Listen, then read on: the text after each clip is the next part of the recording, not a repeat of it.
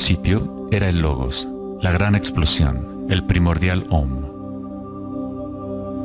La teoría de la gran explosión dice que el universo físico surgió vertiginosamente de un punto singular inimaginablemente denso y caliente, llamado una singularidad, 1000 millones de veces más pequeño que la cabeza de un alfiler. No dice el por qué ni el cómo. Cuanto más misterioso es algo, más asumimos que lo comprendemos.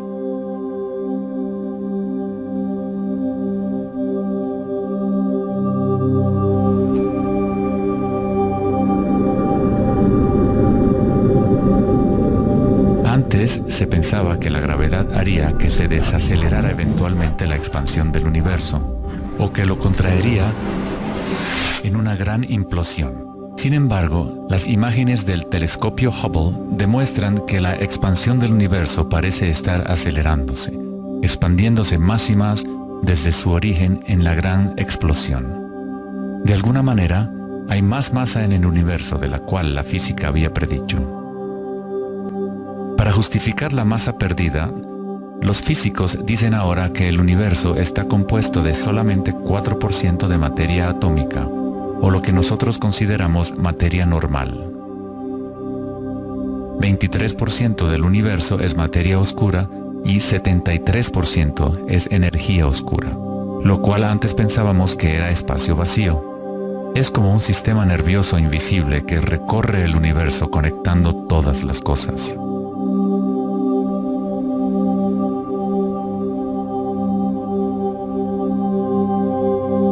Los antiguos maestros védicos enseñaban Nada Brahma. El universo es vibración. El campo vibratorio es la raíz de toda experiencia espiritual e investigación científica verdaderas. En el mismo campo de energía que santos, budas, yogis, místicos, chamanes, sacerdotes y videntes han observado al observar en su interior.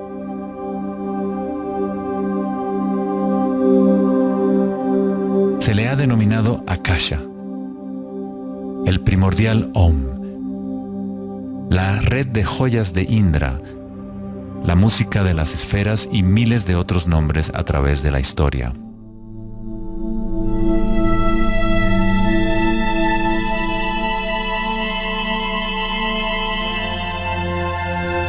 Es la raíz común de todas las religiones. Y el vínculo entre nuestros mundos interiores y exteriores.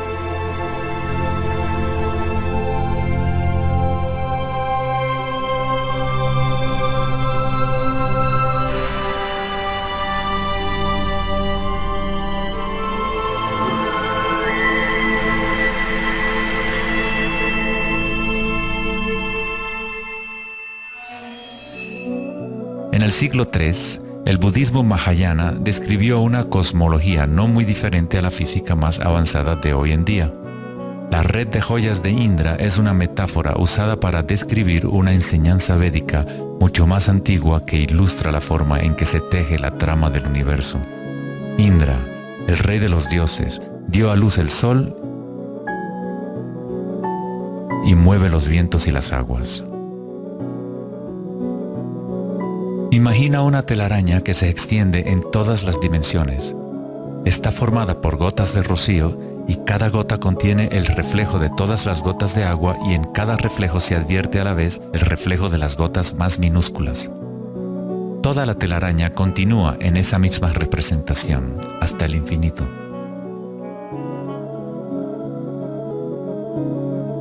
La red de Indra podría ser descrita como un universo holográfico, donde hasta el más mínimo rayo de luz contiene el patrón completo de la totalidad. Se hace referencia a veces al científico serbio-americano Nikola Tesla como el hombre que inventó el siglo XX.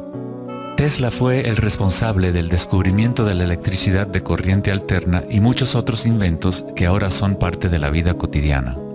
Debido a su interés en las antiguas tradiciones védicas, Tesla se encontraba en una posición única para comprender la ciencia a través de un modelo tanto oriental como occidental. Como todos los grandes científicos, Tesla investigó profundamente los misterios del mundo exterior, pero también observó profundamente su interior.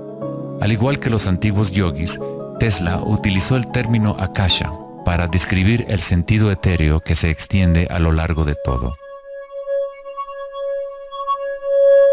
Tesla estudió con Swami Vivekananda, un yogi que trajo las enseñanzas antiguas de India al occidente.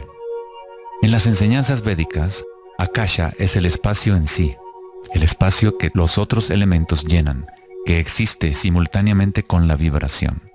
Son inseparables. Akasha es el yin del yang del prana.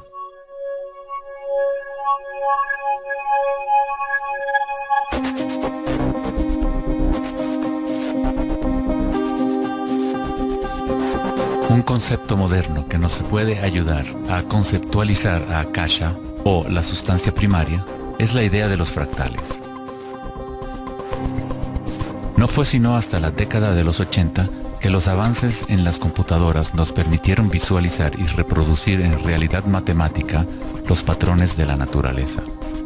El término fractal fue acuñado en 1980 por el matemático Benoit Mandelbrot, que estudió ciertas ecuaciones matemáticas simples de cuando se repiten, producen una serie interminable de cambios en las formas matemáticas o geométricas dentro de un marco limitado.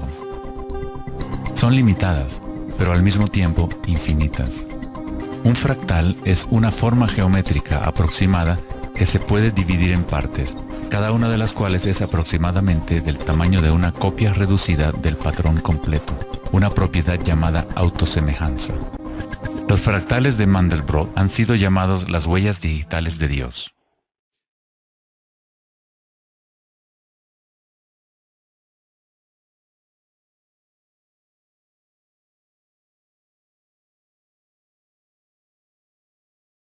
Estás viendo obras de arte creadas por la propia naturaleza. Si se gira la figura de Mandelbrot de cierta forma, luce muy similar a una deidad hindú o a un Buda. Esta figura ha sido denominada la figura Buddha-Brot.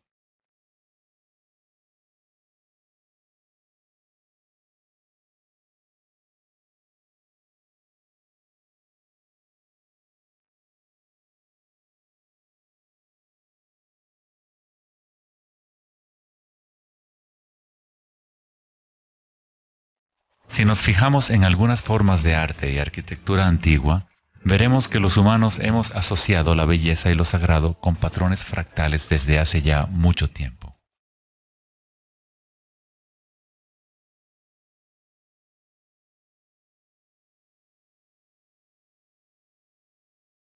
Infinitamente complejos, sin embargo, cada parte contiene la semilla para recrear el conjunto. Los fractales han cambiado el punto de vista de los matemáticos respecto a la percepción y el funcionamiento del universo. Con cada nuevo nivel de aumento surgen diferencias del original. El cambio y la transformación constante ocurren a medida que atravesamos el nivel de un detalle fractal a otro. Esta transformación es el espiral cósmico, la inteligencia intrínseca de la matriz del espacio-tiempo.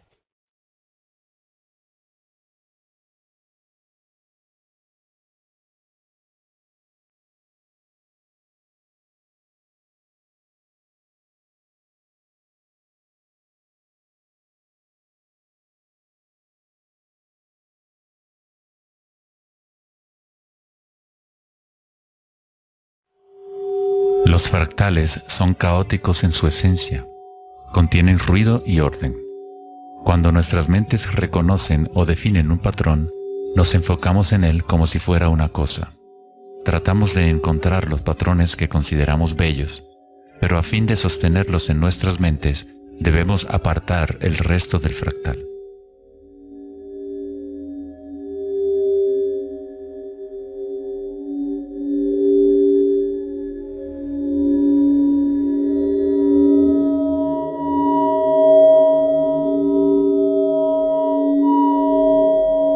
Comprender un fractal con los sentidos es limitar su movimiento. Toda la energía del universo es neutral, atemporal y carece de dimensiones. Nuestra propia creatividad y la capacidad de reconocimiento de patrones es la relación entre el microcosmos y el macrocosmos. el mundo eterno de las ondas y el sólido mundo de las cosas. La observación es un acto de creación a través de las limitaciones inherentes del pensamiento. Estamos creando la ilusión de solidez de las cosas al etiquetarlas y nombrarlas. El filósofo Kierkegaard dijo: si me nombras, me niegas. Al darme un nombre, una etiqueta, niegas las otras posibilidades que yo podría ser. Encasillas a la partícula en ser una cosa, al nombrarla, al concretarla, pero al mismo tiempo la estás creando, la defines para que exista. La creatividad es nuestra naturaleza más elevada. Con la creación de las cosas viene el tiempo, lo cual crea la ilusión de solidez.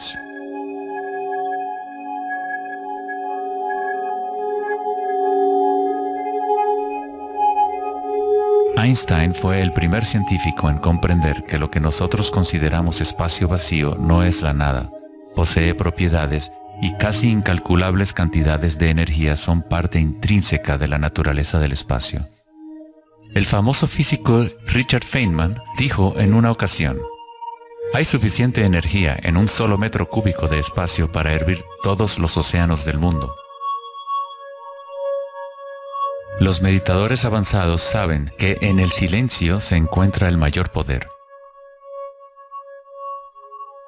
Buda tenía otro término para la sustancia primaria.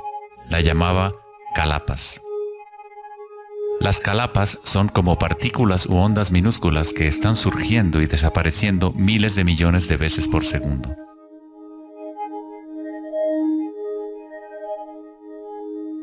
En ese sentido, la realidad es como una serie de cuadros en una cámara holográfica moviéndose rápidamente para crear la ilusión de continuidad. Cuando la conciencia se queda completamente inmóvil, se comprende la ilusión, pues es la conciencia misma la que genera la ilusión.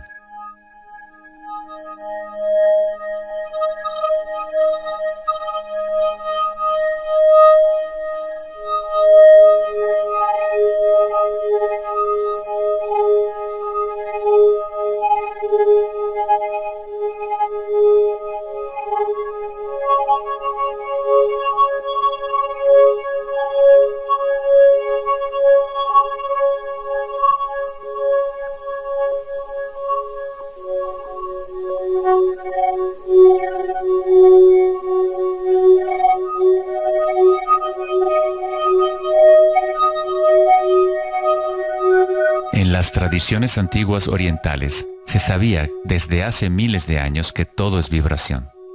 Nada Brahma, el universo es sonido. La palabra nada significa sonido o vibración y Brahma es el nombre de Dios. Brahma, al mismo tiempo, es el universo y es el creador. El artista y el arte son inseparables.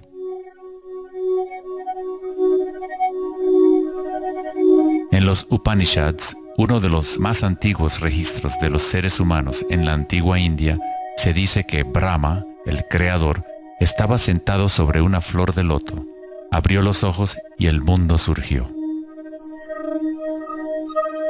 Brahma cierra sus ojos y un mundo entero cesa de existir. Algunos místicos, yogis y sabios han sostenido que hay un campo a nivel de la raíz de la conciencia, el campo akáshico o los registros akáshicos, donde toda la información, todas las experiencias pasadas, presentes y futuras existen ahora y siempre. Es este campo o matriz de la que surgen todas las cosas. Desde las partículas subatómicas, las galaxias, las estrellas, los planetas y toda la vida.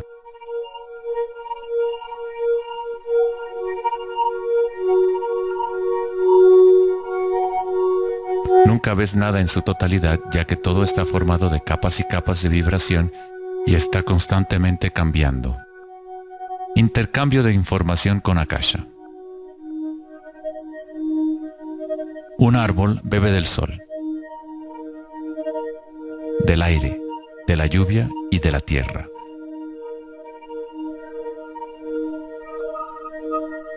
Un mundo de energía entra y sale de esta cosa llamada árbol.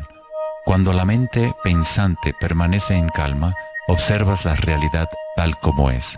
Todos los aspectos en conjunto, el árbol, el cielo y la tierra, la lluvia y las estrellas no están separadas. La vida y la muerte, el yo y el otro no están separados. Así como la montaña y el valle son inseparables. En las tradiciones indígenas de los Estados Unidos y en otras tradiciones indígenas, se dice que cada cosa tiene espíritu, lo cual es otra forma de decir, todo está conectado con la única fuente de vibración. Hay una conciencia, un campo, una fuerza que se mueve a través de todo. Este campo no está aconteciendo a tu alrededor, sino a través de ti y en calidad de tu esencia. Tú eres la U en la palabra universo. Eres los ojos con los cuales la creación se observa a sí misma. Cuando te despiertas de un sueño, te das cuenta que todo lo del sueño era parte de ti. Tú lo estabas creando. Es igual para lo que llamamos la vida real. Cada uno y cada cosa eres tú. La única conciencia mirando a través de cada ojo, bajo cada roca,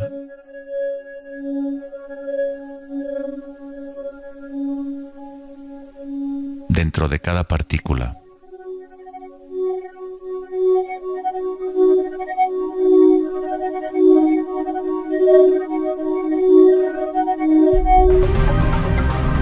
Los investigadores internacionales del CERN, el Laboratorio Europeo de Física de Partículas, están buscando este campo que se extiende a lo largo de todas las cosas. Pero en lugar de mirar hacia adentro, miran al mundo físico externo. Científicos del laboratorio CERN en Ginebra, Suiza, anunciaron que habían encontrado el bosón de Higgs, o la partícula de Dios. Los experimentos del bosón de Higgs demostraron científicamente que un campo de energía invisible llena el vacío del espacio. El gran colisionador de hadrones del CERN consiste en un anillo de 17 millas de circunferencia en la que dos haces de partículas corren en direcciones opuestas, convergiendo y estrellándose casi a la velocidad de la luz. Los científicos observan lo que surge de las violentas colisiones. El modelo estándar no puede explicar cómo las partículas obtienen su masa. Todo parece estar compuesto de vibraciones, pero no hay ninguna cosa que esté siendo vibrada. Es como si hubiera un bailarín invisible, una sombra, danzando oculta en el valle del universo. Los demás bailarines siempre han danzado alrededor de este bailarín oculto. Hemos observado la coreografía, pero hasta ahora no podíamos ver el bailarín.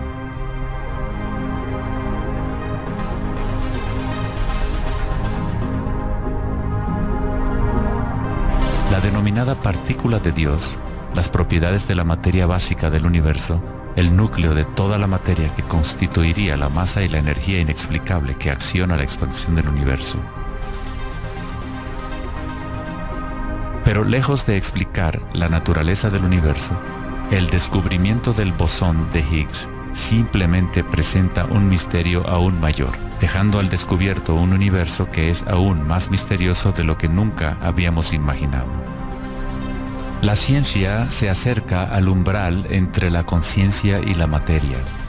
El ojo con el cual observamos el campo primordial y el ojo con el cual el campo nos observa son uno y el mismo.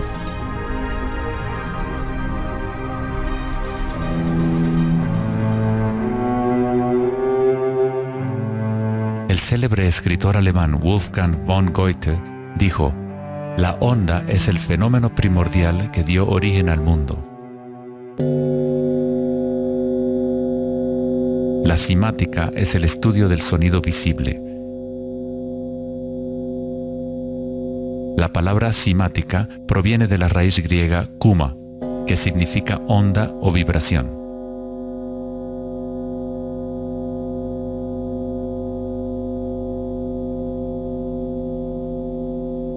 Uno de los primeros científicos occidentales que estudió con seriedad el fenómeno de las ondas fue Ernst Chladni, un músico y físico alemán que murió en el siglo XVIII. Chladni descubrió que cuando colocaba arena en placas de metal y luego hacía vibrar las placas con un arco de violín, la arena se organizaba en figuras con patrones.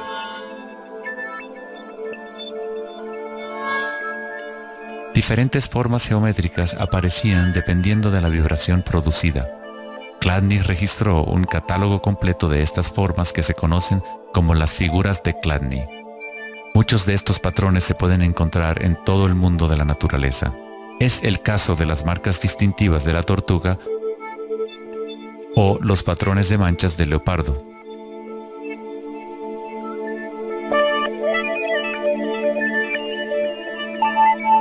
El estudio de los patrones Chladni o patrones ximáticos es uno de los métodos secretos con el que los fabricantes de alta calidad de guitarras, violines y otros instrumentos prueban la calidad del sonido que emiten.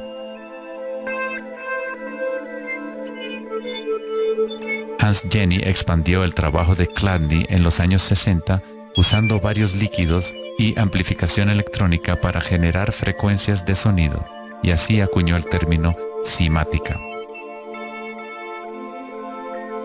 Si se envían ondas sinusoidales simples a través de un recipiente con agua, se pueden ver los patrones en el agua. Dependiendo de la frecuencia de la onda, aparecerán diferentes patrones de ondas. Cuanto más elevada sea la frecuencia, más complejo será el patrón. Estas formas son repetibles, no aleatorias. Cuanto más observas, más empiezas a ver cómo la vibración organiza la materia en formas complejas que comenzaron en simples ondas repetitivas. Esta vibración de agua tiene un patrón similar a un girasol.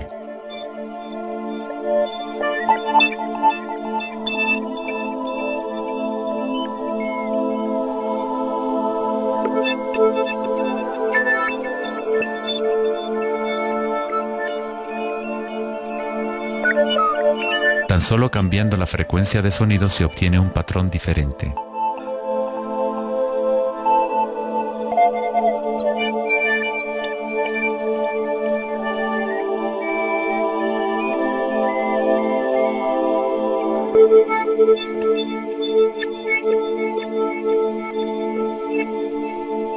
El agua es una sustancia muy misteriosa, es altamente impresionable. Es decir, puede recibir y retener la vibración. Debido a su capacidad y sensibilidad de resonancia elevada y a su disposición interna para resonar, el agua responde instantáneamente a todos los tipos de ondas acústicas. Agua y tierra vibrante constituyen la mayoría de la masa en las plantas y los animales. Es fácil observar cómo simples vibraciones en el agua pueden crear patrones reconocibles naturales, pero a medida que agregamos sólidos y aumentamos la amplitud, las cosas se ponen aún más interesantes. Al añadir almidón de maíz al agua, obtenemos fenómenos más complejos.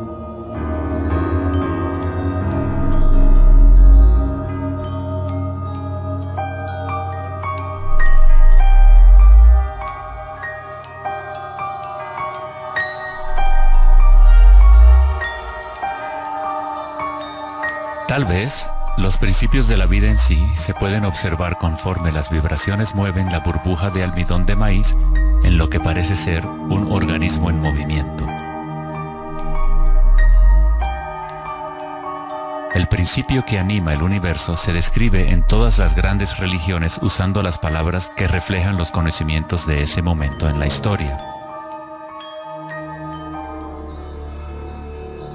En el idioma de los incas, el imperio más grande de la América precolombina, la palabra para cuerpo humano es Alpacamasca, lo que significa literalmente tierra viviente. En la Cábala o misticismo judío hablan del nombre divino de Dios, el nombre impronunciable. No se puede pronunciar debido a que es una vibración que está en todas partes. Se trata de todas las palabras, toda la materia. Todo es la palabra sagrada. El tetaedro es la forma más simple que puede existir en 3 dimensiones. Algo debe tener por lo menos 4 puntos para tener realidad física. La estructura del triángulo es el único patrón de la naturaleza que se autoequilibra. En el Antiguo Testamento, la palabra tetragramaton se utilizaba a menudo para representar una cierta manifestación de Dios. Se usaba cuando se hablaba de la palabra de Dios o del nombre especial de Dios, logos o la palabra primordial. Las antiguas civilizaciones sabían que en la estructura de la raíz del universo estaba la figura tetraédrica. De esta forma, la naturaleza exhibe un impulso fundamental hacia el equilibrio, Shiva, pero a la vez exhibe un impulso fundamental hacia el cambio, Shakti.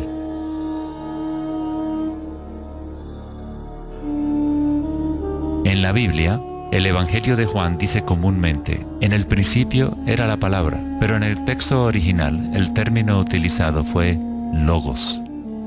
El filósofo griego Heráclito, quien vivió alrededor de 500 años antes de Cristo, se refirió al logos como algo fundamentalmente incognoscible, el origen de toda repetición, patrón y forma. Los filósofos estoicos que siguieron las enseñanzas de Heráclito identifican el término con el principio inspirador divino que impregna el universo.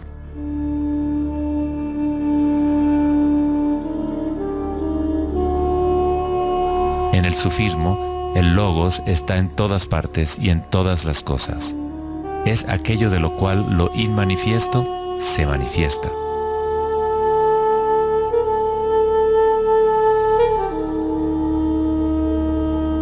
En la tradición hindú, Shiva Nataraja significa literalmente Señor de la danza. El cosmos entero danza al tambor de Shiva. Todo está imbuido o impregnado con la pulsación. El mundo puede seguir evolucionando y cambiando solo mientras Shiva siga danzando. De otra forma, colapsa de regreso a la nada. Mientras que Shiva representa nuestra conciencia de espectadores, Shakti es la sustancia o la materia del mundo.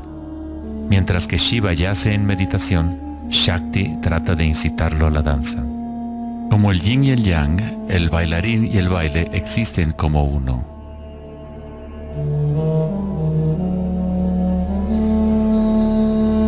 Logos también significa verdad inocultable.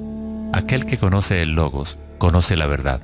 Existen muchas capas de encubrimiento en el mundo humano como consecuencia de los múltiples giros de Akasha hasta convertirse en estructuras complejas que ocultan la fuente de sí misma. Como un juego divino de las escondidas, nos hemos ocultado desde hace miles de años y eventualmente nos hemos olvidado por completo del juego. De alguna forma, nos olvidamos que había algo que encontrar.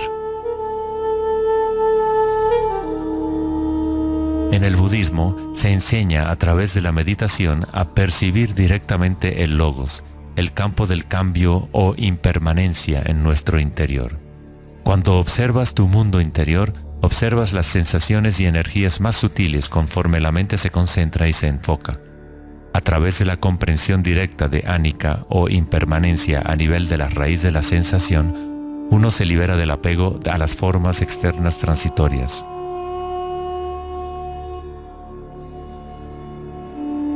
Una vez que tomamos conciencia de que hay un campo vibratorio que es la raíz común de todas las religiones, ¿cómo podemos decir mi religión?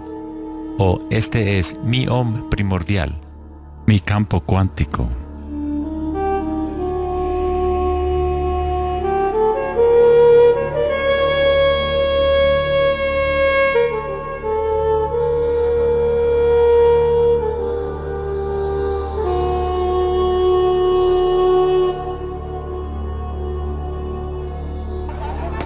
La verdadera crisis en nuestro mundo no es de carácter social, político o económico.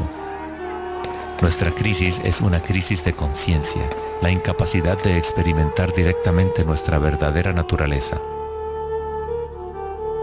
La incapacidad de reconocer esto en todo el mundo y en todas las cosas.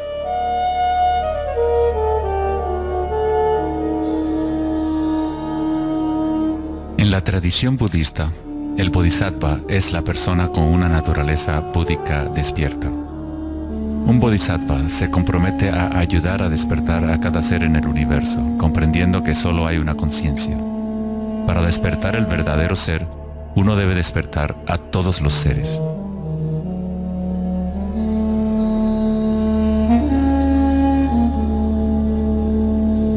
Existen innumerables seres conscientes en el universo a quienes me comprometo a ayudar a despertar. Mis imperfecciones son inagotables. Prometo vencerlas todas. El Dharma es inescrutable. Me comprometo a conocerlo. El camino a despertar es inalcanzable. Me comprometo a alcanzarlo.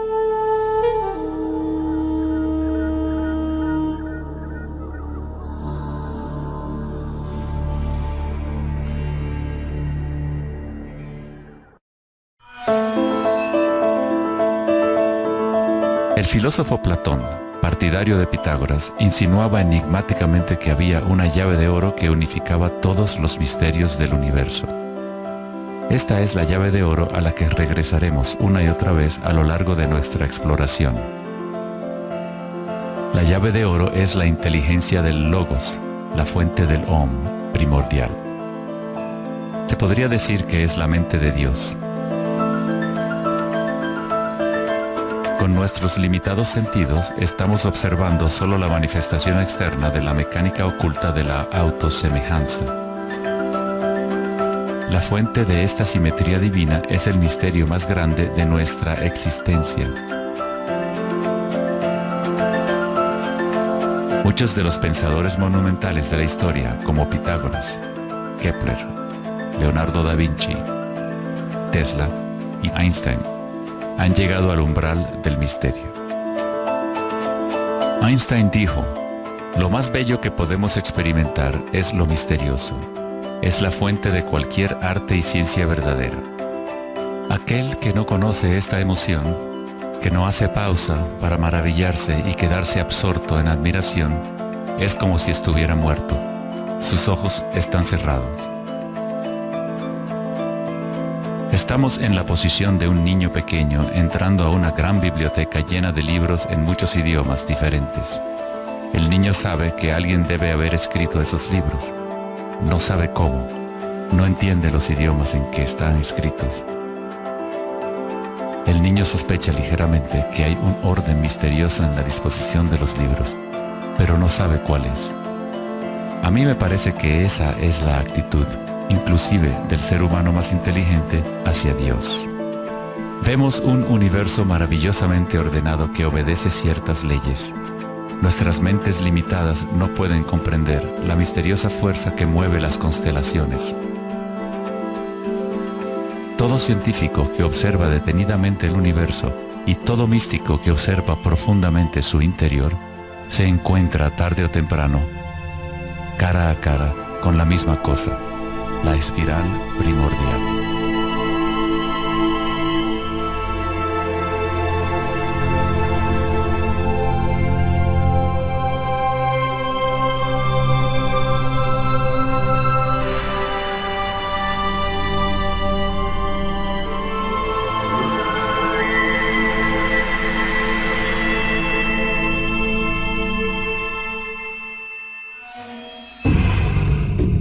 Mil años antes de la creación del antiguo observatorio de Stonehenge, la espiral era un símbolo predominante en la Tierra. Las espirales antiguas se pueden encontrar por todas partes del mundo. Miles de espirales antiguas como estas se pueden encontrar en toda Europa, Nuevo México y Utah en Estados Unidos, Australia, China y Rusia, en virtualmente todas las culturas indígenas de la Tierra. Las espirales antiguas simbolizan el crecimiento, la expansión y la energía cósmica encarnada en el Sol y en el cielo. La forma espiral refleja el macrocosmos del universo mismo revelándose. En las tradiciones indígenas, la espiral es la fuente energética, la madre primordial. Las espirales neolíticas de Newgrange, Irlanda, se remontan a 5000 años.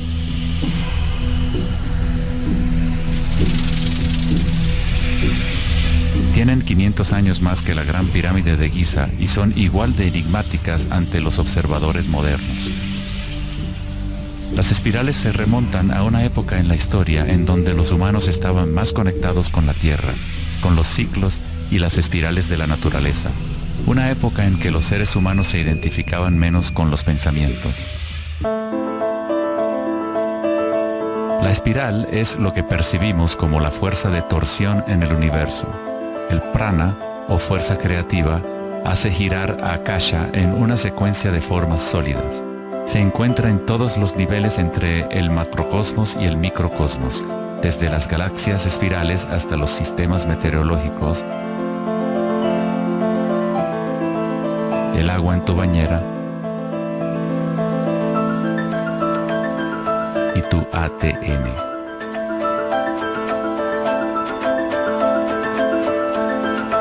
En la experiencia directa de tu propia energía, la espiral primordial no es una idea, sino más bien lo que hace posible toda condición e idea.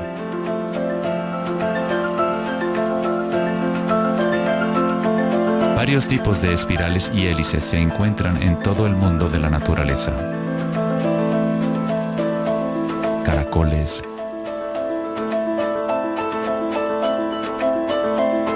corales marinos,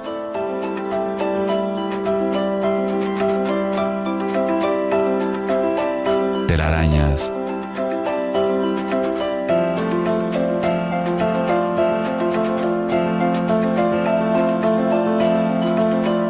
fósiles.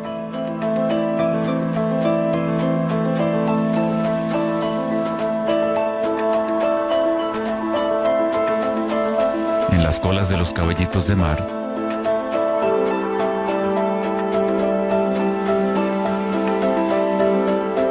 y en las conchas.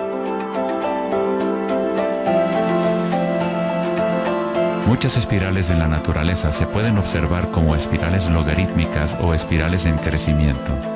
A medida que avanzas desde el centro de la espiral, las secciones son exponencialmente más grandes. Al igual que la red de joyas de Indra, las espirales logarítmicas son autosemejantes u holográficas, de manera que las características de cada parte reflejan el conjunto. Hace 2400 años, en la antigua Grecia, Platón consideraba la proporción geométrica continua como el vínculo cósmico más profundo. La sección áurea, o número áureo, o proporción divina, era el secreto más grande de la naturaleza.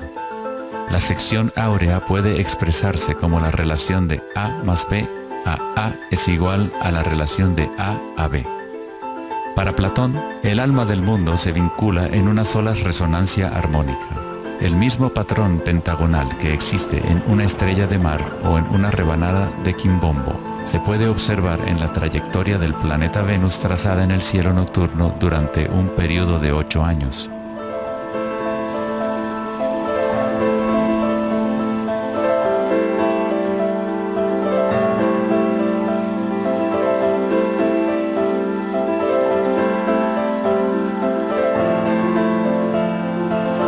Se observa en el mundo inteligible de las formas en el cielo y en el mundo visible de los objetos materiales en la Tierra, a través de este principio de la autosemejanza geométrica. Desde los patrones autosemejantes del brócoli romanesco hasta las ramas de las galaxias, las espirales logarítmicas son patrones omnipresentes y arquetípicos. Nuestra galaxia de la Vía Láctea tiene varias ramas espirales logarítmicas con una pendiente de unos 12 grados. Cuanto mayor la pendiente de la espiral, más compactos son los giros. Al observar una planta que crece a intervalos de tiempo en un video, uno es testigo de su danza con la espiral de la vida.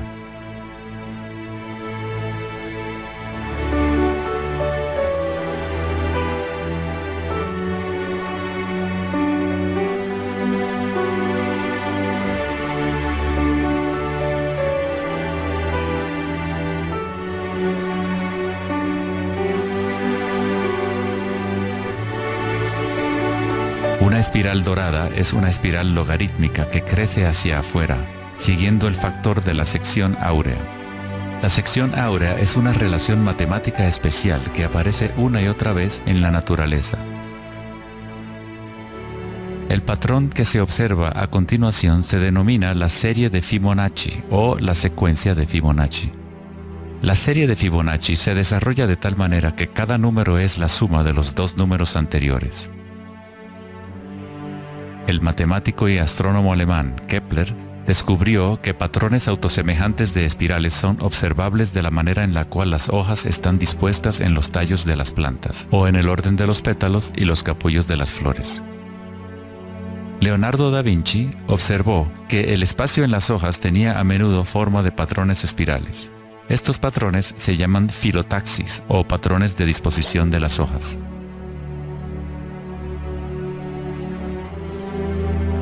La disposición filotaxis se puede observar en los nucleótidos independientes del ADN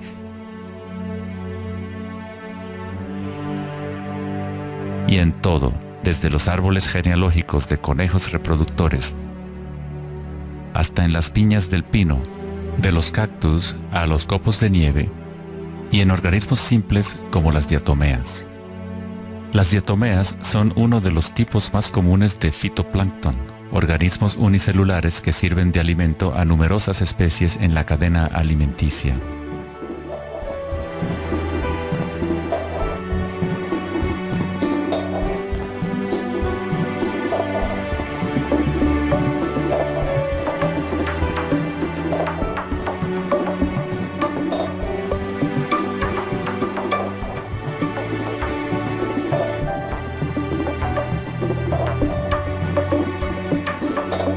¿Cuánta matemática debes saber para ser un girasol o una abeja?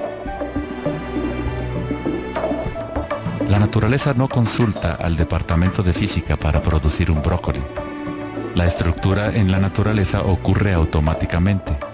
Los científicos en el campo de la nanotecnología utilizan el término autoensamblaje para describir la forma en la cual se forman los complejos, como en la fase inicial de la formación hexagonal de ADN. En la ingeniería de la nanotecnología, los nanotubos de carbono se componen de una disposición similar de materiales.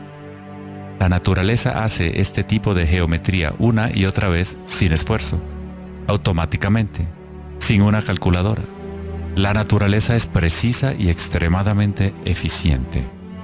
Según el famoso arquitecto y autor Buckminster Fuller, estos patrones son una función del espacio-tiempo.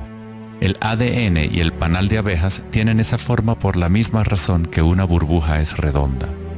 Es la forma más eficiente que requiere la menor cantidad de energía.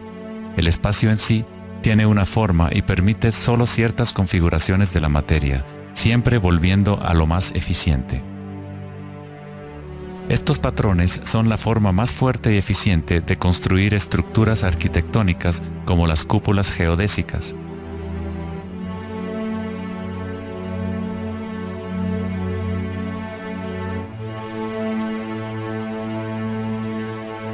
Los patrones de espirales logarítmicas permiten la exposición máxima de las plantas a los insectos para la polinización.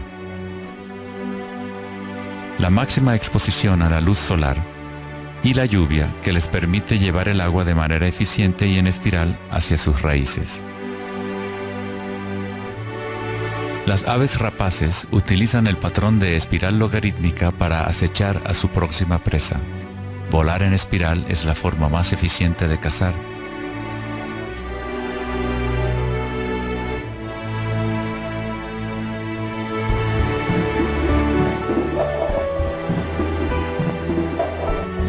Nuestra capacidad de observar el akasha danzando la espiral de la vida hacia una forma material se relaciona con la habilidad de percibir la belleza y la simetría en la naturaleza. El poeta William Blake dijo: "El universo vegetativo se abre como una flor desde el centro de la tierra en donde mora la eternidad. Se expande desde las estrellas hasta el caparazón mundano y ahí se encuentra con la eternidad de nuevo, tanto desde dentro como desde fuera".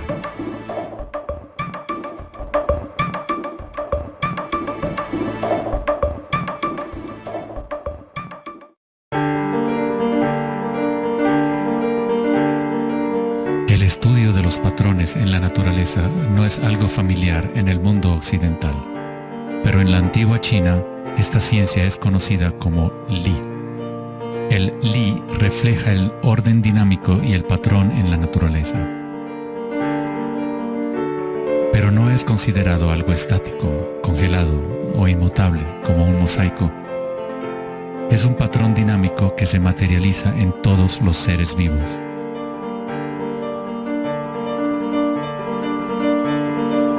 Las arterias de las hojas, las marcas de las tortugas y los patrones de vetas en las rocas son todas expresiones del lenguaje secreto de la naturaleza y del arte. El laberinto es uno de los muchos patrones de Li. Se encuentran en las estructuras de los corales, en hongos como el morel,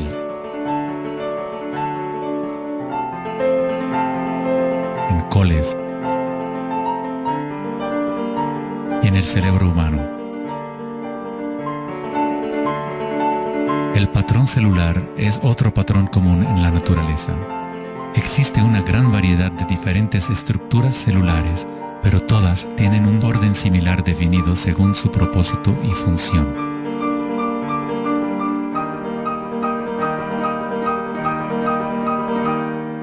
Es fácil quedarse fascinado ante el juego constante de formas, pero lo más interesante es que ciertas formas arquetípicas parecen estar entretejidas en la trama de la naturaleza. El patrón de ramificación es otro patrón Li, o modelo arquetípico observable en todos los niveles y en todas las escalas fractales.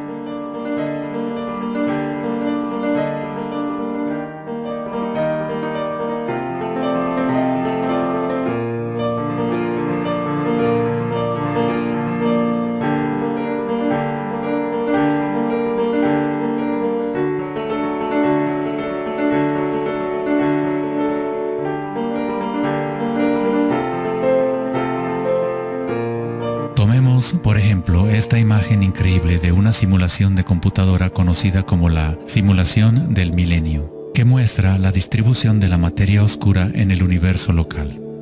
Fue creada por Max Planck Society en Alemania. La materia oscura es lo que antes considerábamos espacio vacío. Es como un sistema nervioso invisible que recorre todo el universo.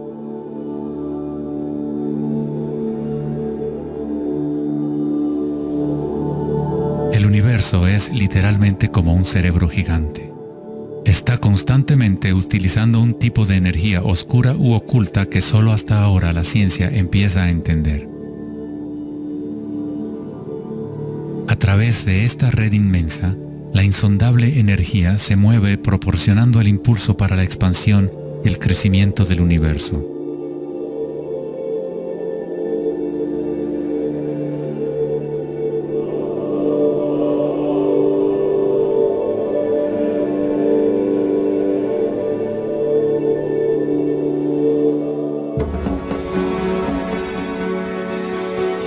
La naturaleza crea patrones de ramificación automáticamente cuando creamos las condiciones adecuadas. La naturaleza es una máquina generadora de arte o un motor creador de belleza. Aquí, la electricidad se utiliza para hacer crecer las ramas de cristal plata. El metraje es en intervalos de tiempo a medida que crecen durante varias horas. Los cristales se forman sobre el cátodo de aluminio cuando los iones se depositan por electrólisis a partir de una solución de nitrato de plata. La formación es autoorganizadora. Estás viendo arte generado por la propia naturaleza. Johann Wolfgang von Goethe dijo: "La belleza es una manifestación de las leyes secretas de la naturaleza, que de otra manera estarían ocultas para nosotros por siempre". En este sentido, todo en la naturaleza está vivo, organizándose a sí mismo. Cuando se usa alto voltaje en la ramificación fractal, esto se vuelve todavía más obvio. Está sucediendo en tiempo real.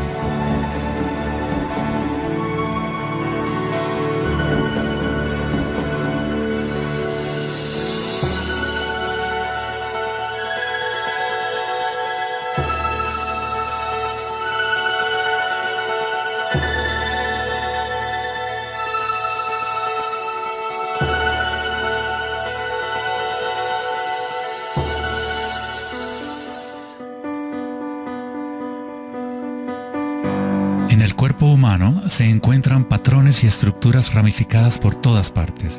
Son, por supuesto, el sistema nervioso de la medicina occidental. Pero en la medicina china, ayurvédica y tibetana, los meridianos de energía son un componente esencial para entender cómo funciona el cuerpo. Los nadis o meridianos de energía forman estructuras ramificadas. Una autopsia no revelará los chakras o nadis, pero eso no quiere decir que no existen. Es necesario refinar las herramientas que usamos para poder observar. En primer lugar, debes aprender a callar tu mente. Solo entonces podrás ver estas cosas primero en tu interior. En la teoría eléctrica, cuanta menos resistencia haya en un cable, más fácilmente puede transportar energía. Al cultivar la ecuanimidad a través de la meditación, se crea un estado de no resistencia en tu cuerpo.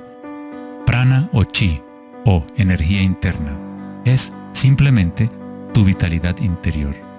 Lo que sientes cuando tomas conciencia desde el interior del cuerpo. Los hilos sutiles de tu cuerpo que transportan el prana, los nadis, logran mover más y más energía pránica a través de los chakras. El cableado se hace más fuerte a medida que lo usas, pues permites que la energía fluya. Donde quiera que haya conciencia, el chi o energía comenzará a fluir y prosperarán las conexiones físicas. En el sistema nervioso y el cerebro, los patrones físicos de cableado se establecen por repetición. Si prestas atención continuamente a lo que está en tu interior y reduces la resistencia a las sensaciones que están experimentando, incrementas tu capacidad energética.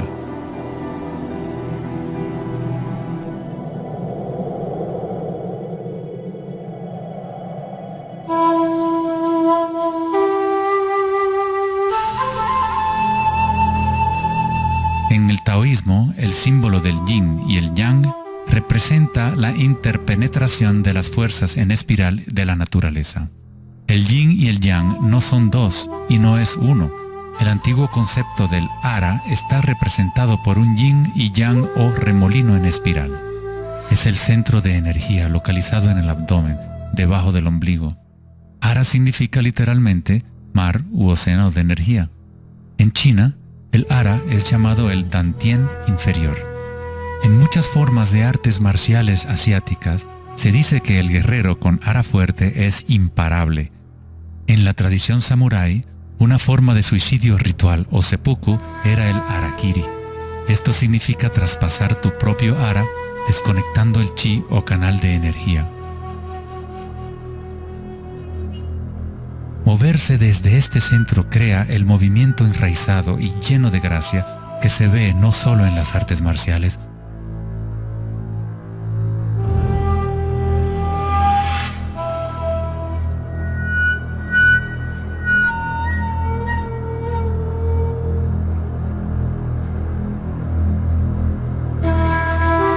sino en grandes golfistas,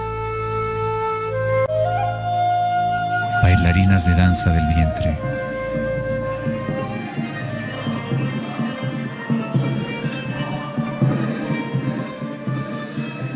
y derviches giradores sufíes. La esencia del ara es la cultura de la conciencia disciplinada, enfocada en un solo punto, la quietud del ojo del huracán.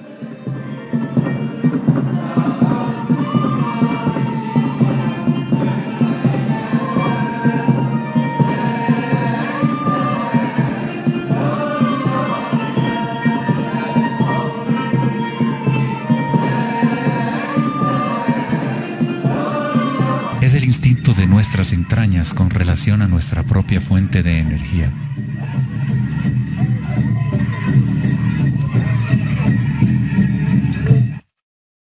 Una persona con buena ara está conectada con la tierra y con la sabiduría intuitiva que conecta a todos los seres.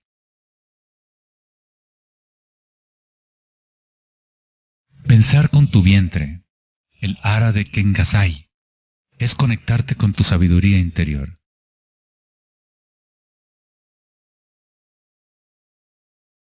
Los antiguos aborígenes australianos se concentraban en la misma zona justo debajo del ombligo, donde el cordón de la gran serpiente arcoíris yacía enroscada. Una vez más, una representación de energía evolutiva en la humanidad. No es casualidad que es en el ara donde comienza la nueva vida.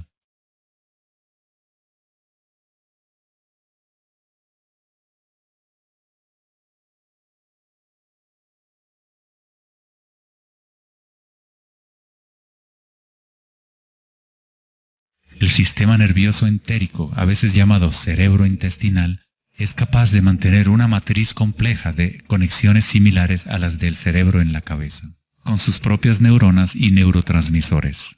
Puede actuar de forma autónoma, es decir, con su propia inteligencia. Se podría decir que el cerebro intestinal es una versión fractal del cerebro de la cabeza, o tal vez el cerebro de la cabeza es una versión fractal del cerebro intestinal. Un oso sano tiene un ara fuerte. Cuando un oso sabe dónde hurgar para encontrar hierbas, sigue el movimiento del chi a través de sus sentidos, centrando en el ara o vientre. Esta es la conexión del oso con la cabaña de los sueños, el lugar en las tradiciones indígenas de donde proviene todo el conocimiento y regresa hacia la espiral de la vida. Pero, ¿cómo conocían los antiguos pueblos la espiral, si la ciencia moderna está apenas empezando ahora a reconocer su importancia? Pregúntale a las abejas. Ellas no se han olvidado de amar. Las abejas tienen una conexión especial con la fuente como parte de un sistema simbiótico que ayuda a la belleza y a la diversidad a florecer. Son un puente entre el macrocosmos y el microcosmos. Hay un corazón que nos conecta a todos, como una mente colectiva, por llamarla así. Al igual que un cerebro abierto, la colmena envía sus sueños al mundo para manifestarse.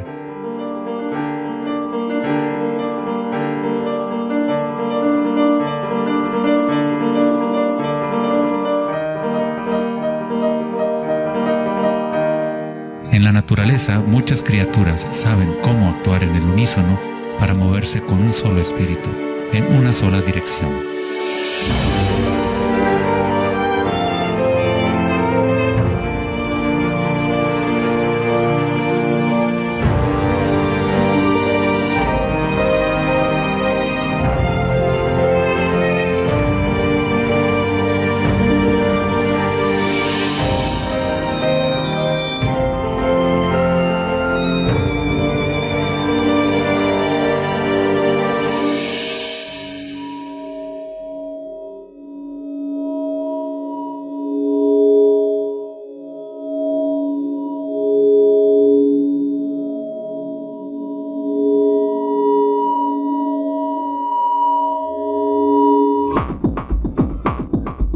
Pero no todos se benefician de las otras especies a su alrededor. Por ejemplo, la cigarra devora todo en su camino. Una cigarra no tiene ninguna otra opción que actuar como cigarra. Nunca va a producir miel ni a polinizar plantas como una abeja. El comportamiento de una cigarra es rígido, pero un ser humano es único en el sentido de que podemos actuar como una abeja o como una cigarra. Tenemos la libertad de cambiar y manipular los patrones de la forma en que interactuamos con el mundo. Podemos existir en simbiosis o como parásitos.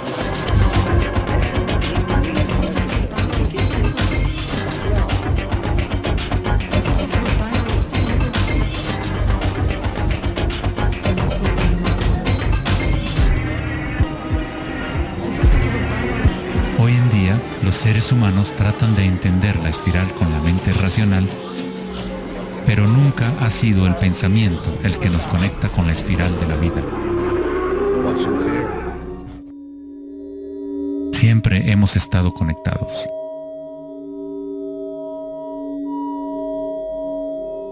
El pensamiento ha sido lo que nos ha mantenido en la ilusión de la separación dentro de nuestras propias identidades.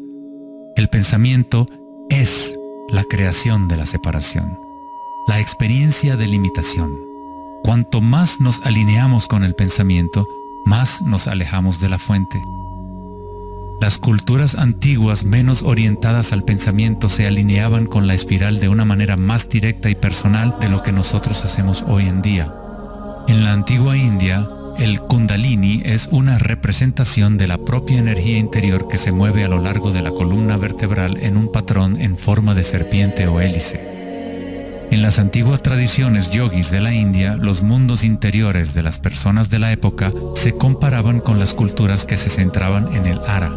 Equilibrar el poder de la espiral con la quietud propia de la observación de tu conciencia es alinearte con tu pleno potencial evolutivo, para florecer como el ser original y multifacético que fuiste concebido.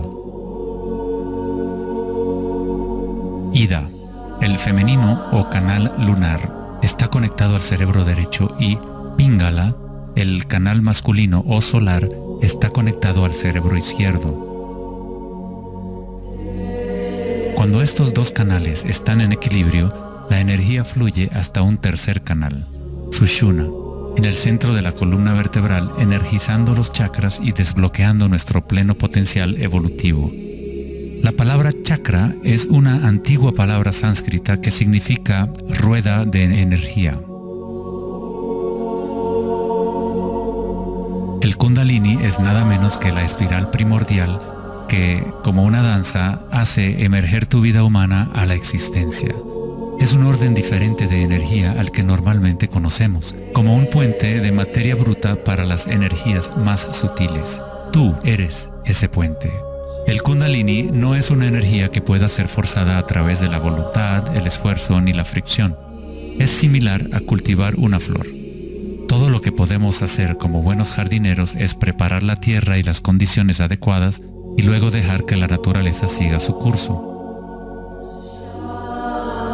Si obligas a una flor a florecer prematuramente, la destruyes. La flor crece con su propia inteligencia, con su propia guía de organización. La mentalidad egoica que se obsesiona con el mundo exterior es lo que te impide experimentar tu verdadera naturaleza vibratoria. Cuando la conciencia se vuelca hacia el interior, se asemeja a los rayos del sol y comienza a florecer el loto interior.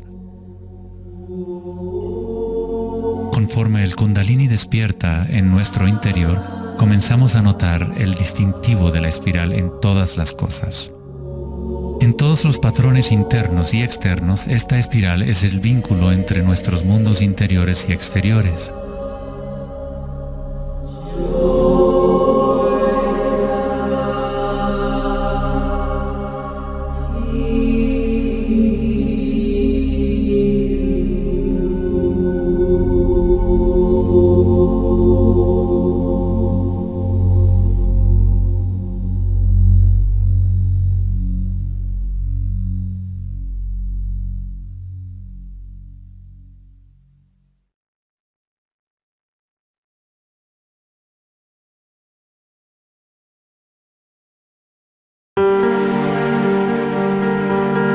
Antes de los albores de la civilización occidental y del lenguaje escrito, la ciencia y la espiritualidad no eran dos cosas separadas.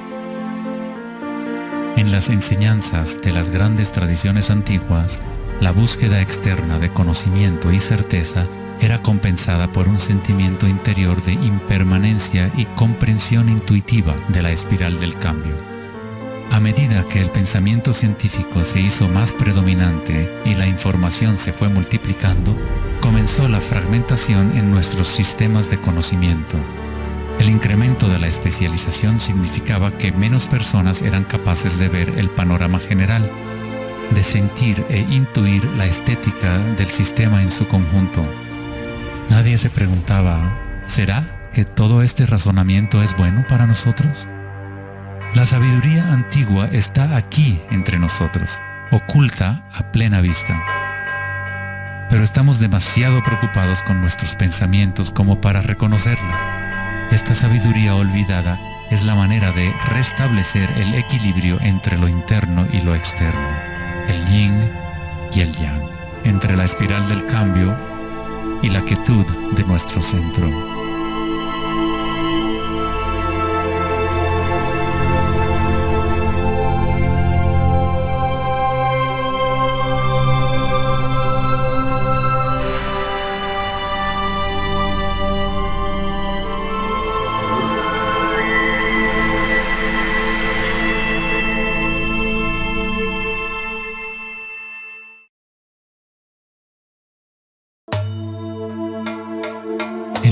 leyenda griega, Asclepio era hijo de Apolo y dios de la medicina. Su sabiduría y habilidades para la curación eran insuperables, y se decía que había descubierto el secreto mismo de la vida y la muerte. En la antigua Grecia, los templos de curación asclepianos reconocían el poder de la espiral primordial. Esto está simbolizado por la vara de Asclepios. Se dice que Hipócrates, el padre de la medicina, cuyo juramento todavía constituye el código moral de la profesión médica, se entrenó en un templo asclepiano. Hasta el día de hoy, este símbolo de nuestra energía evolutiva se mantiene como el logotipo de la Asociación Médica Americana y otras organizaciones médicas en todo el mundo. En la iconografía egipcia, la serpiente y el pájaro representan la dualidad o polaridad de la naturaleza humana.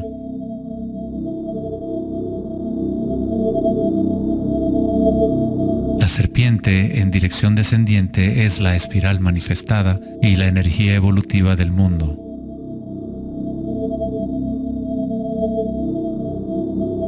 El pájaro es la dirección ascendiente, la corriente dirigida hacia el sol o la concientización unívoca del despertar, el vacío de Akasha.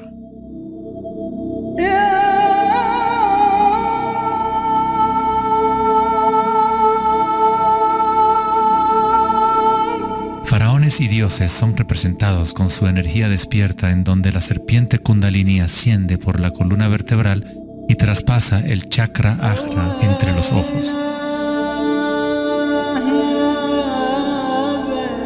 Esto se denomina el ojo de Horus. En la tradición hindú, el bindi también representa el tercer ojo, la conexión divina con el espíritu.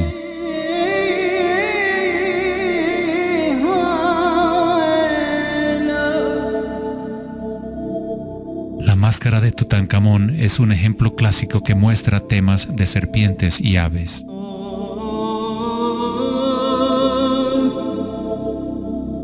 Las tradiciones mayas y aztecas combinan a la serpiente y al pájaro en un solo dios, Quetzalcóatl o Kukulcán. El dios de la serpiente alada representa la conciencia evolutiva despierta o el Kundalini despierto. La persona que despierta a Quetzalcóatl en su interior es una manifestación viviente de lo divino. Se dice que Quetzalcóatl o la energía de la serpiente regresará al final de los tiempos.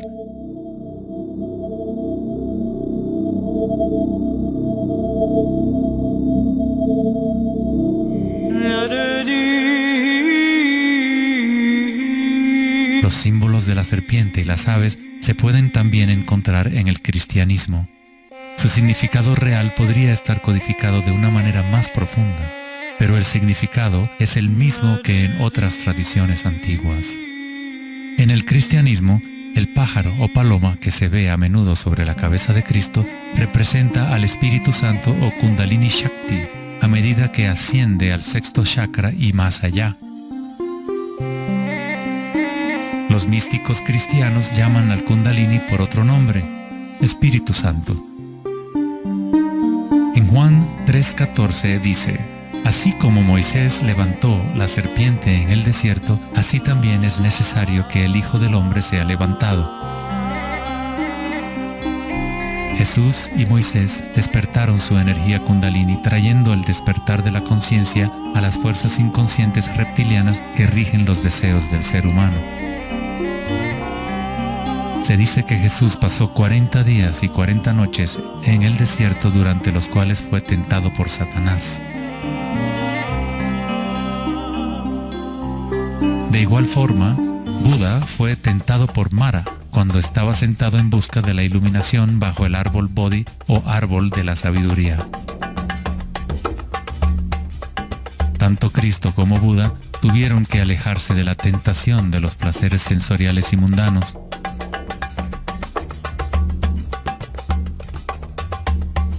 En ambas historias, el demonio es la personificación de los propios apegos.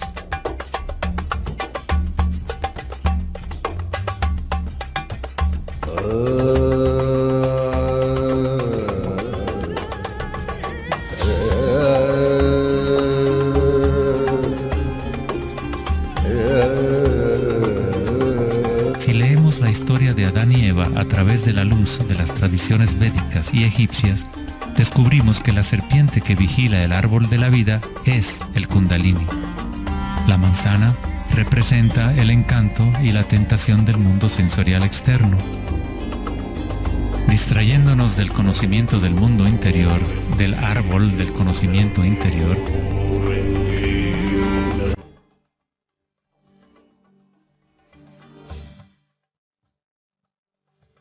el árbol es simplemente la red de nadis o meridianos de energía dentro de nosotros mismos, que forma literalmente estructuras ramificadas por todo el cuerpo.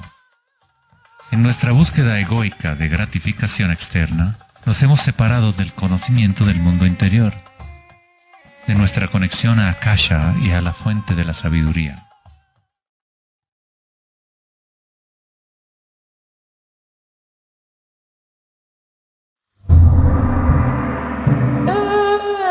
Muchos de los mitos históricos del mundo sobre dragones pueden interpretarse como metáforas de las energías internas de las culturas de las cuales forman parte. En China, el dragón sigue siendo un símbolo sagrado que representa la felicidad. Al igual que los faraones egipcios, los antiguos emperadores chinos que habían despertado sus energías evolutivas fueron representados por la serpiente alada o dragón. El tótem real del emperador de Jade o el emperador celestial muestra un balance similar a los canales de Ida y Pingala. El yin y el yang del taoísmo es el despertar del centro pineal, o como lo denomina el taoísmo, el Dantien superior.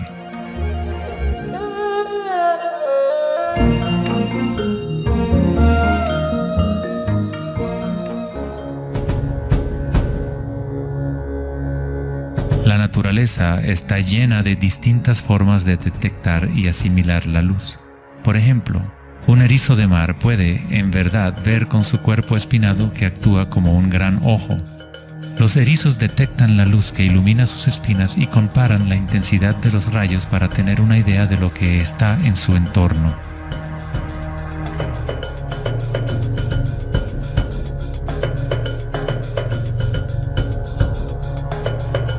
Las iguanas verdes y otros reptiles tienen un ojo parietal o glándula pineal en la parte superior de la cabeza que utilizan para detectar depredadores desde arriba.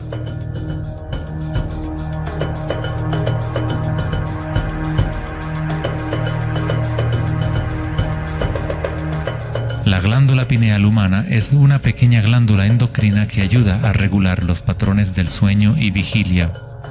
A pesar de que está oculta profundamente en la cabeza, la glándula pineal es sensible a la luz. El filósofo Descartes reconoció que el área de la glándula pineal o tercer ojo era la interfase entre la conciencia y la materia. Casi todo es simétrico en el cuerpo humano. 2 ojos, 2 oídos, 2 fosas nasales. Incluso el cerebro tiene 2 hemisferios. Pero hay un área en el cerebro que no se duplica. Es el área de la glándula pineal y el centro energético que lo rodea. En un nivel físico, ahí se forman naturalmente moléculas únicas como el DMT. El DMT también se forma naturalmente en el momento del nacimiento y en el momento de la muerte, actuando literalmente como un puente único entre el mundo de los vivos y de los muertos. El DMT se produce de forma natural en los estados de meditación profunda o samadhi o a través de medios enteógenos. Por ejemplo, la ayahuasca es usada en tradiciones chamánicas de América del Sur para eliminar el velo entre los mundos internos y externos. La palabra pineal en sí tiene la misma raíz que la piña del pino, pues la glándula pineal representa un patrón espiral de filotaxis similar. Este modelo, que también conocido como flor del patrón de vida, es común en obras de arte antiguas que representan seres iluminados o despiertos. Cuando la imagen de la piña del pino se observa en formas de artes sacras, representa el despertar del tercer ojo, la conciencia unívoca que dirige el flujo de energía evolutiva. La piña del pino representa el florecimiento de los chakras superiores que se activan mientras Sushumna se eleva hasta el chakra Ajna y más allá. En la mitología griega, los seguidores de Dionisio llevaban una panícula o báculo gigante, envuelto en hojas enredadera en espiral y una piña de pino en el extremo superior. Una vez más, representa la energía de Dionisio o Kundalini Shakti, mientras asciende por la columna vertebral al cuerpo pineal del sexto chakra. En el corazón del Vaticano, tal vez esperarías ver una gigantesca escultura de Jesús o María, y en su lugar hay una estructura de piña de pino gigante, lo que indica que en la historia cristiana pudo haber habido conocimiento de los chakras y el Kundalini, pero por alguna razón se mantuvo oculto de las masas. La explicación oficial de la Iglesia es que la piña del pino es un símbolo de regeneración y representa la nueva vida en Cristo.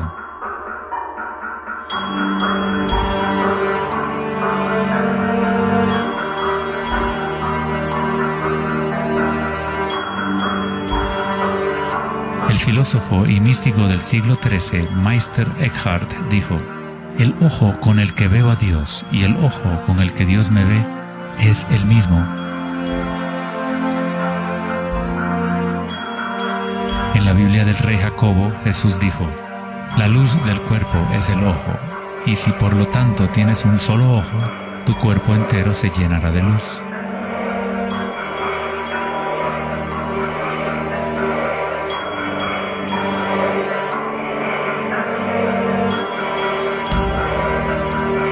Buda dijo: "El cuerpo es el ojo".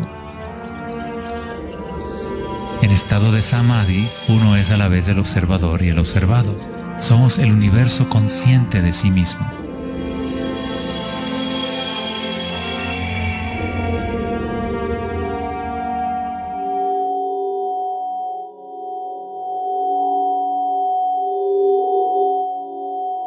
Cuando el Kundalini se activa, estimula el sexto chakra y el centro pineal, y esta zona empieza a recuperar algunas de sus funciones evolutivas. La meditación en la oscuridad ha sido utilizada durante miles de años como una forma de activar el sexto chakra en el área de la glándula pineal. La activación de este centro nos permite ver la luz interior. Ya sea el yogi proverbial o el chamán en retiro profundo en una cueva, un taoísta, un iniciado maya o un monje tibetano, todas las tradiciones incorporan un periodo de tiempo durante el cual uno entra en la oscuridad. La glándula pineal es la puerta a la experiencia directa de la propia energía sutil. El filósofo Nietzsche dijo: "Si miras fijamente al abismo durante el tiempo suficiente, eventualmente descubrirás que el abismo te mira fijamente de regreso". Los dólmenes o las antiguas tumbas en formas de pórtico se encuentran entre las estructuras más antiguas que quedan en la Tierra. La mayoría datan del periodo neolítico de 3000 a 4000 años antes de Cristo, y algunos en Europa occidental tienen 7000 años de antigüedad. El dolmen se utilizaba para entrar en meditación perpetua como una forma para los humanos de formar un puente entre el mundo exterior e interior. A medida que uno continúa meditando en la oscuridad total, eventualmente empieza a observar la energía interna o luz al activarse el tercer ojo. Los ritmos circadianos que se rigen por el sol y los canales de la luna dejan de controlar las funciones del cuerpo y se establece un nuevo ritmo.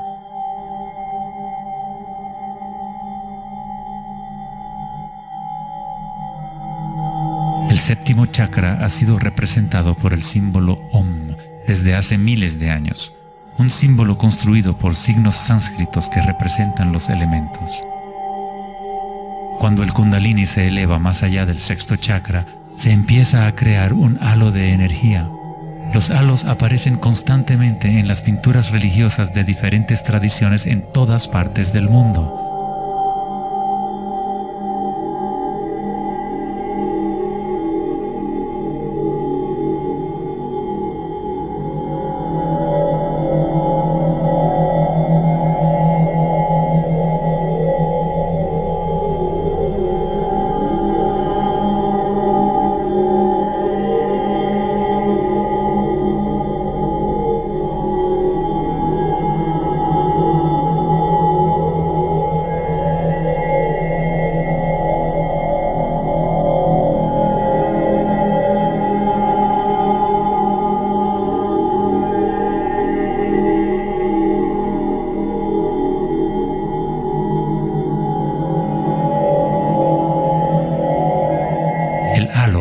o la imagen de un distintivo energético alrededor de un ser despierto es común en virtualmente todas las religiones, en todas partes del mundo. El proceso evolutivo de despertar los chakras no es propiedad de un grupo o de una religión, es el derecho inalienable de todo ser humano en el planeta.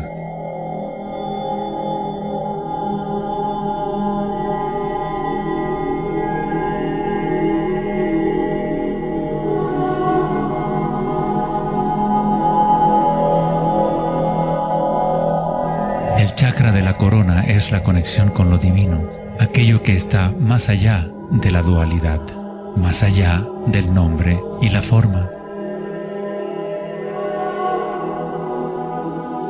Akenatón fue un faraón cuya esposa era Nefertiti. Era llamado el Hijo del Sol. Él descubrió Atón, o la palabra de Dios en su interior, uniendo el Kundalini y la conciencia.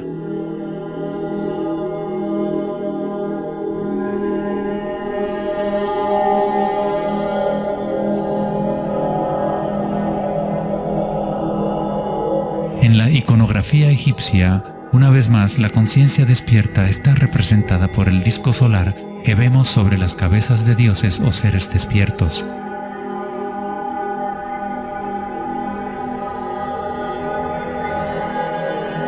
En las tradiciones hindú y yógica, se denomina Sahasrara a ese halo, el loto de 1000 pétalos.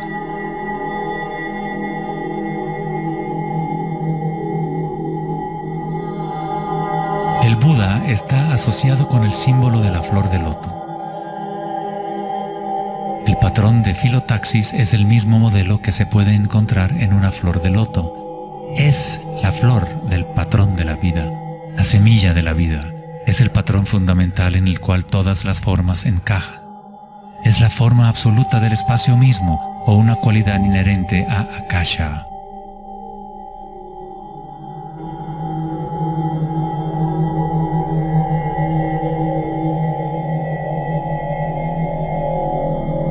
En un momento de la historia, el símbolo de la flor de la vida predominaba por toda la tierra.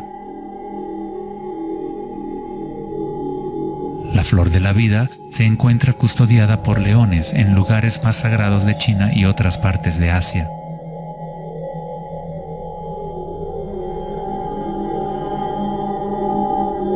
Los 64 hexagramas del I Ching a menudo rodean el símbolo yin-yang, que es otra forma de representación de la flor de la vida. En el interior de la flor de la vida está la base geométrica de todos los sólidos platónicos, de esencialmente cualquier forma que pueda existir. La antigua flor de la vida empieza con la geometría de la estrella de David, o triángulos con sus caras hacia arriba y hacia abajo. En tridimensional serían estructuras tetaédricas.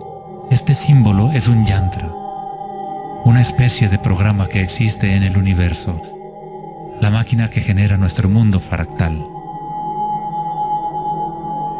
Los yantras se han utilizado como herramientas para despertar la conciencia durante miles de años. La forma visual del yantra es una representación externa de un proceso interno de desarrollo espiritual.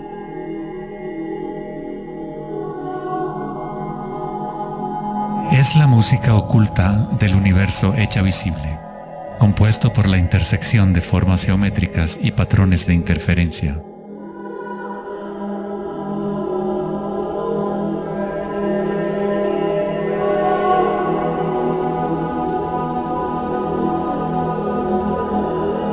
Cada chakra es un loto, un yantra, un centro psicofisiológico a través del cual el mundo puede ser experimentado.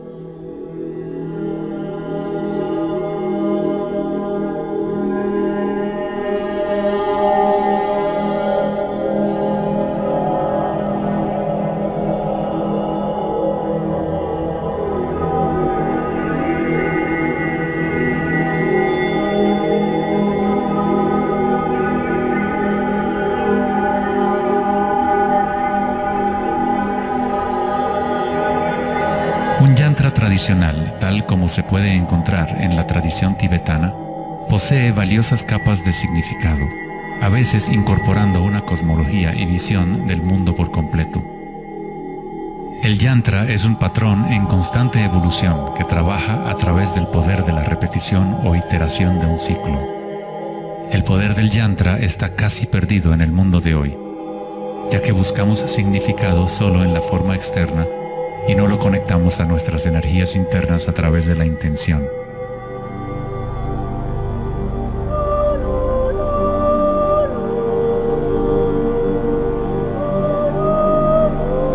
Hay una buena razón por la cual sacerdotes, monjes y yogis han sido tradicionalmente célibes. Hoy en día, apenas una fracción conoce la razón de su celibato, pues el verdadero propósito se ha perdido. En pocas palabras, si tu energía se va a consumir en producir más espermatozoides u óvulos, según sea el caso, no queda suficiente para impulsar la ascensión del Kundalini que activa los chakras superiores.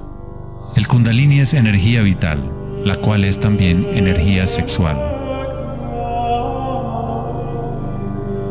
Cuando la conciencia se enfoca menos en deseos animales y se coloca en los objetos que reflejan los chakras superiores, esta energía fluye de regreso a la médula espinal ascendiendo hacia esos chakras. Muchas de las prácticas tántricas enseñan a dominar la energía sexual con el fin de poder utilizarla para una mayor evolución espiritual.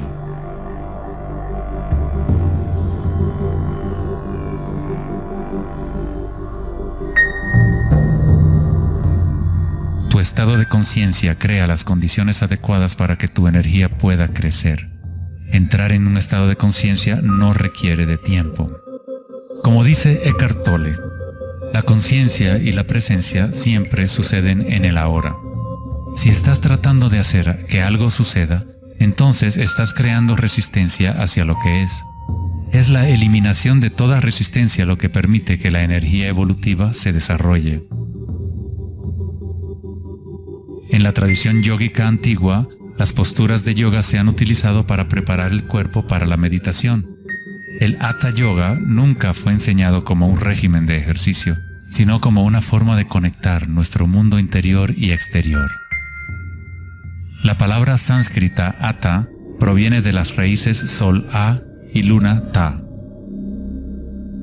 En el Yoga Sutra original de Patanjali, el propósito de las 8 ramas del yoga es igual al noble sendero de 8 facetas del Buda, para la liberación del sufrimiento.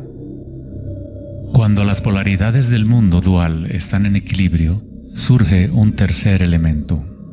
Nos encontramos con la misteriosa llave dorada que abre las fuerzas evolutivas de la naturaleza. Esta síntesis de los canales del Sol y la Luna es nuestra energía evolutiva.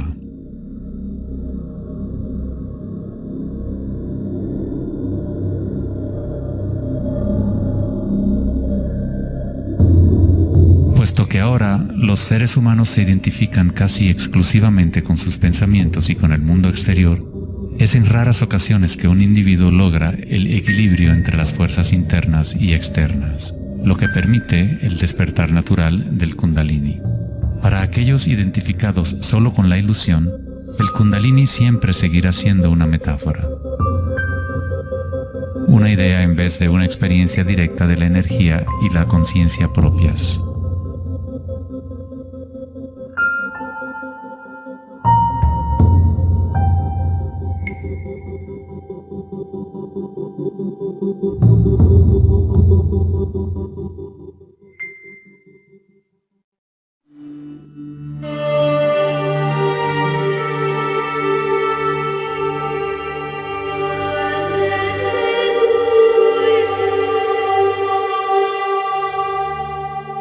La vida, la libertad y la búsqueda de la felicidad.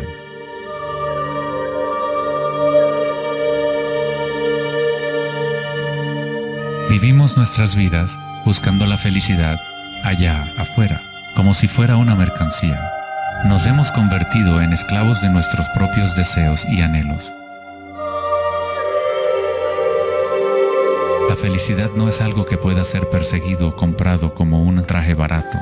Esto es maya, ilusión, el juego interminable de la forma. En la tradición budista, samsara, o el ciclo interminable del sufrimiento, se perpetúa por el deseo de placer y la aversión al dolor. Freud se refirió a esto como el principio del placer. Todo lo que hacemos es un intento de crear placer, para obtener algo que deseamos o para evitar algo que no es deseable, que no queremos. Incluso un organismo simple como el paramecio hace esto. Esto se llama respuesta al estímulo. A diferencia de un paramecio, los humanos tenemos más posibilidades de elección. Somos libres para pensar, y ahí radica el problema. Es pensar en lo que deseamos, lo que se ha salido de control.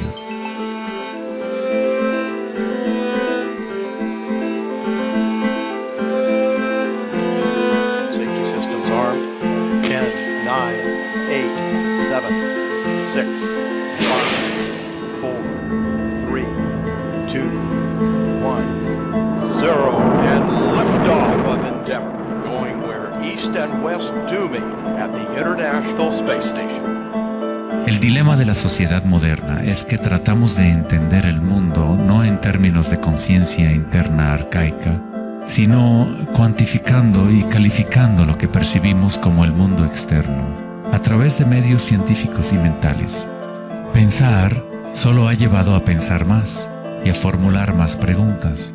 Anhelamos conocer el secreto que crea el mundo y orienta su camino, pero consideramos esta esencia como si estuviera fuera de nosotros, no como una cosa viviente e inherente a nuestra propia naturaleza. Fue el famoso psiquiatra Carl Jung quien dijo: aquel que mira hacia afuera sueña, aquel que mira hacia adentro despierta. No tiene nada de malo desear estar despierto, ser feliz. Lo que está mal es buscar la felicidad fuera cuando solo se puede encontrar en nuestro interior.